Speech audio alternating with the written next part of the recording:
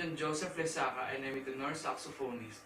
So being a musician, I will give you some motivating thought to practice.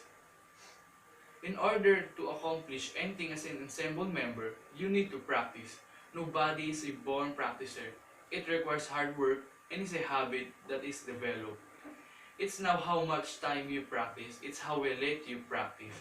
Good practice habits are taught by setting a goal for each practice session. 15 minutes of goal-oriented practice is more beneficial than unfocused are. Ultimately, you get out of practice what you put into it. Practice a partnership involving the musician, the teacher, and the family. A supportive practice atmosphere requires quiet place, respect, and positive encouragement. If you're a musician living with non-musicians, take them to a concert and listen to music together to help them understand and respect your musical journey. Practice leads to self-discipline and self-motivation. It can also lead to a lifetime of satisfaction in all aspects of life. Pursue your passion and never give up.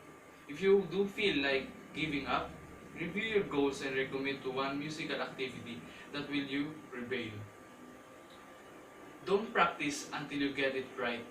Practice until you can get it wrong.